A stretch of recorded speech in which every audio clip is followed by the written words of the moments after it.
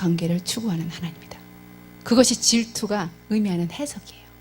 네. 그래서 우리가 이제 개역 한글이나 개정 한글을 개정 성경을 보면은 나는 질투라 이름하는 질투의 하나님이다 이렇게 써있지만 새 번역을 보면 나는 너희와 열정적인 관계를 추구하는 하나님이다. 그렇게 나와 있는 것입니다. 그것이 하나님의 본질이에요. 네? 아멘. 근데 그 하나님의 본질, 그래서 나는 질투하는, 나는 시온을 위해서 크게 질투한다. 그렇게 말하면서, 근데 그 하나님이 우리를 향한 질투가 우리에게 부어졌을 때, 그때 우리 안에서 열정이 부어지는데 그 열정은 하나님을 향한 질투인 것입니다. 예, 하나님의 질투에 대한 우리의 반응인 것이에요.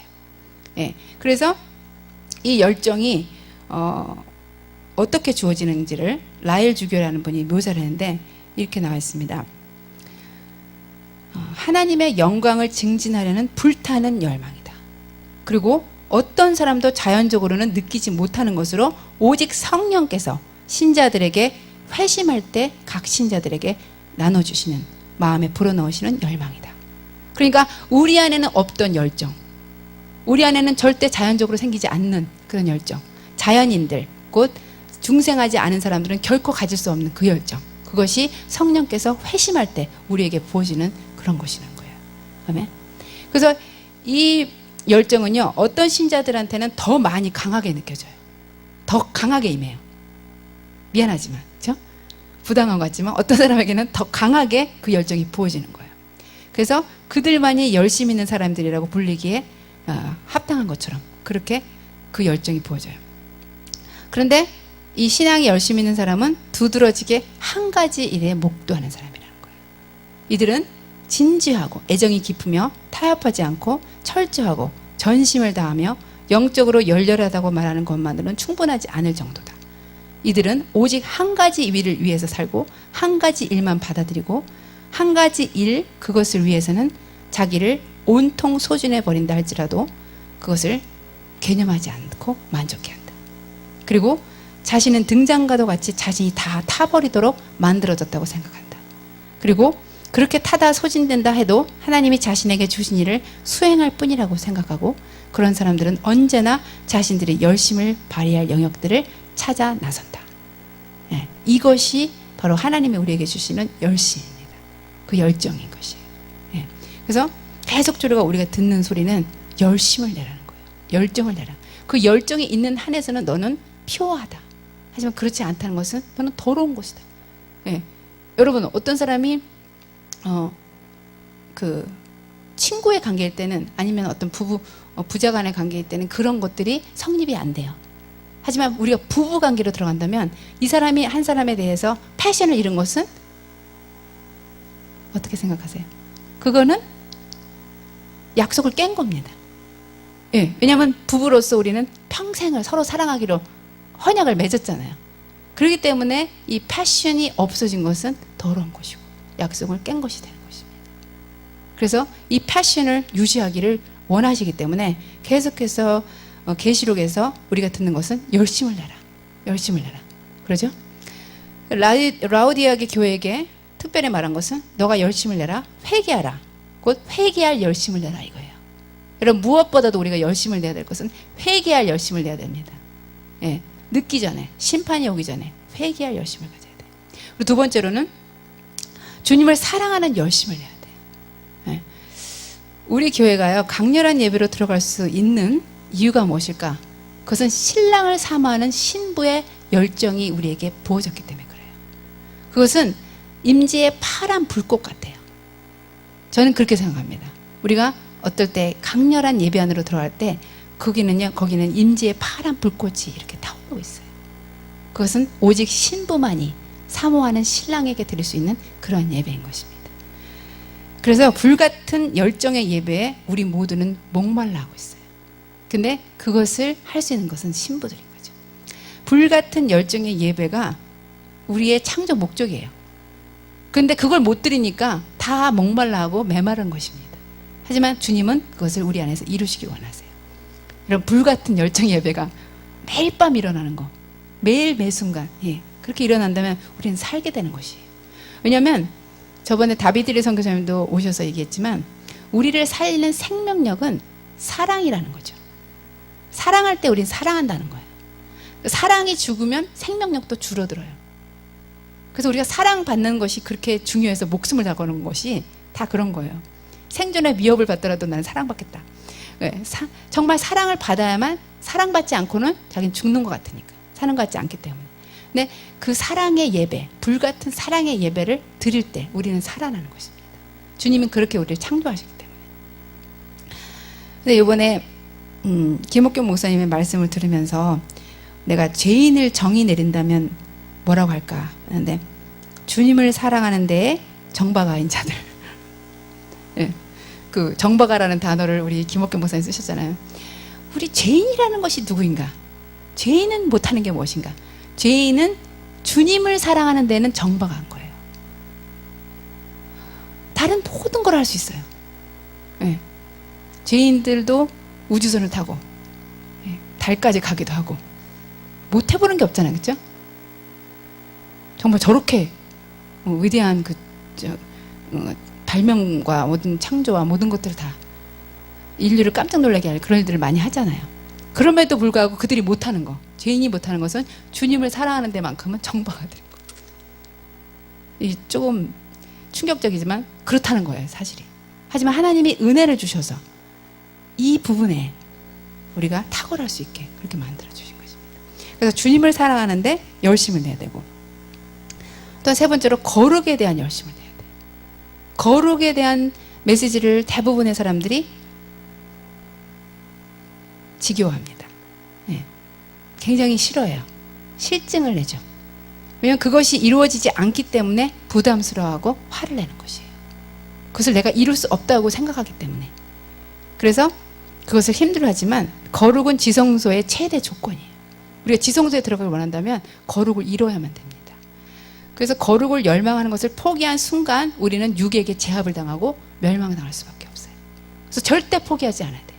우리가 거룩이 힘들게 우리에게 이루어지지 않는다고 하더라도 절대 포기해서는 안 되는 것입니다. 그래서 성경은 우리에게 거룩을 연습하라고 그래요. Practice of holiness, practice of godliness. 그 얘기를 하는 거예요. practice. 우리 금식도 훈련하지 않습니까? 요번에 제가 집회 때 금식을 못했어요. 이제 집회가 바쁘니까. 근데 요번에 다시 이제 금식을 하려고 하니까 힘들어지는 거예요. 오랫동안 이제 금식하는 시간이 조금 일주일 지나니까 다시 금식하는 게 힘들어지더라고요. 그만큼 우리가 연습하지 않고는 이게 다시 힘들어진다는 것입니다. 근데 제가 어떤 분이 포르노에 중독된 것을 아주 쉽게 얘기하는 것을 보고 굉장히 놀랐어요. 포르노에 중독되어 있는 것을 얘기를 하는데 그게 아무것도 아닌 것처럼 얘기하는 거예요. 제가 너무 놀랐어요. 당연히 그렇다는 식으로 요즘에 안 보는 사람이 없는 것 같이 그렇게 얘기를 하는 거예요. 그리고 아주 큰 제약으로도 여기지 않는 것처럼 그렇게 얘기를 하시는 거예요. 거룩의 기준에서 보면은 그렇지 않거든요. 데이비드 윌커슨 목사님이 독일 교회 가서 독일 교회 지도자들한테 들은 게 뭐예요? 목사님, 이곳에서는 목사님들한테 포르노 보지 말라는 얘기 하지 마세요. 어차피 다 보고 있으니까. 그렇게 해갖고 데이비드 윌커슨 목사님이 그 유튜브에 나와가지고 울면서 설교하잖아요. 지금 독일 교회가 그렇게 돼 있다고. 아예 그 목사님들이 부탁을 하는 거예요. 그 얘기는 하지도 마시라고. 어차피 보고 있으니까. 지금 그런 상태인 거예요. 거룩이라는 말은 이미 저 바닥에 떨어진 게 오래된 것입니다. 근데 왜 목사라는 타이틀을 갖고 있는지 잘 모르겠어요. 독일 교회는.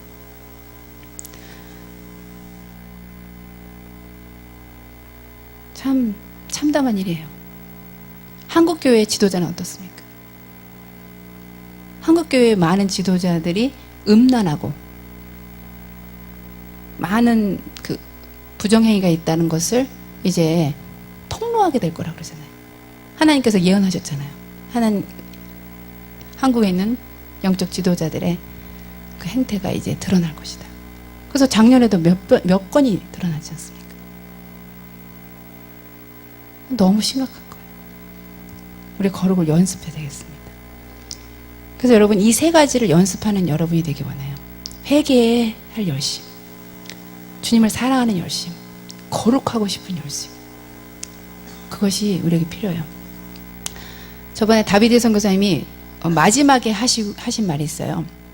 우리 교회를 보시면서 애틀란타 주님의 공동체 교회에서 시작하시려는 하나님의 계획이 이제 분명한데 그것은 퍼져나갈 것이다. 그런데 여러분 이거 아십니까? 그러더라고요. 그러더니 시작은 가장 정확해야 합니다. 시작은 가장 틀림이 없어야 됩니다. 오류가 없어야 됩니다. 저는 이 말이 굉장히 다가왔어요. 하나님 우리 교회를 쓰시려고 그러는데 그 시작은 정확해야 된다는 것입니다. 왜냐하면 시작은 됐는데 오류가 있고 거기에 틀림이 있으면 그 파급 효과가 어떻겠어요? 그래서 정신을 차려야 된다. 정말 우리가 뭔가를 시작하려면 그 가장 에센스, 그 프로토타입이라고 그러죠. 그것이 가장 정확해야 돼요. 그렇지 않다면 그것은 어떻게 보면은 더 악한 영향을 끼치는 거예요. 사악한 영향을 끼치는 거예요. 좋은 영향이 아니라. 우리가 이곳에서 10년 동안 기도를 했습니다. 10년 동안 하나님이 우리에게 하나님의 진노가 부어질 것에 대해서 예비하라. 환난이 부어질 것에 대해서 예비하라. 그런데 주님이 우리를 통해서 이제 진노 중에라도 긍휼을 베풀 자리를 마련하고 싶으신 거예요. 왜냐면 저번에 마이크 비클도 그런 얘기를 했어요. 24시간 기도를 하는 이유가 무엇이냐? 이제 진노가 부어질 것인데 진노 중에라도 멀시 스팟이 있다는 거예요. 자비의 자리들이 있어서 그 통로를 통해서 하나님이 긍휼을 베푸신다는 거죠. 그것은 기도하는 무리들에게 임하는 거예요. 24시간 기도를 왜 했는가? 왜 10년 동안이나 기도했는가? 그것은 진노 중이라도 긍휼을 베풀어 주시옵소서. 그것을 위한 것입니다. 아멘. 네. 그래서 이 시간 하나님께서는 우리가 천국과 가장 가까운 교회가 되는 그 길로 부르셨다 그래요. 그래서 적도가 태양과 가장 가까운 것처럼 우리가 영적인 적도 위치에 와 있다고 그러세요. 천국이 가장 가까운. 그래서 천국을 풀어놓을 수 있는 그런 교회. 예, 그래서 천국이 손에 닿을 듯한 그러한 교회. 그래서 많은 사람들을 살릴 수 있는 그런 통로로 부르셨다고 하면서 오늘 밤에 저에게 부어주신 그 늦은 비 성령을 우리에게 주시겠다고 말씀하십니다. 예, 우리 교회에게 늦은 비 성령을 주신다고 말씀하십니다. 왜냐하면 너희들은 신부이기 때문에 신부의 부르심이 있는 곳에 늦은 비 성령이 임하는 것입니다. 그래서 그 성령이 임하소서, 성령의 비가 내리네, 그거 좀 틀어주시고요. 함께 기도하겠습니다.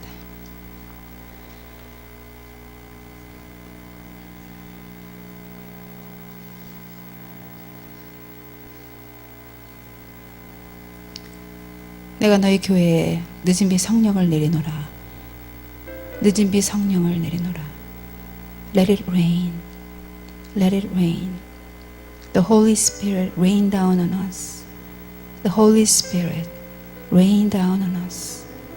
목마른 우리들에게, 메마른 우리들에게, 성령을 기다리는 우리들에게 늦은 비 성령을 기억하시고 늦은 비 성령을 구하게 하신 우리 주님께서 우리들의 갈망을 하시고 우리들의 약속을 하시고 언약을 성취하신 우리 하나님, 은혜롭고 자비로우시며 긍휼을 베푸신 우리 하나님, 스스로 계시며 주권자이시고 모든 것을 통치하신 우리 하나님께서 이제 창세전에 주님의 전 인류에 대한 구원의 목적을 신부들을 통해서 출산하기를 원하십니다. 신부의 시대에 신부의 영성이 부어지는 이유가 바로 여기에 있다고 말씀하십니다. 하늘의 문을 열고 주의 성령이 부어지는 세대가 되는 것입니다. 하늘의 문이 열리고 성령이 강력한 비처럼 우리에게 임하는 그것이 우리에게 이루어지는 것입니다. 오라라라라 카라라라 샤라라바데야라코스 에라라라 카라마 샤라라 카라마 샤라라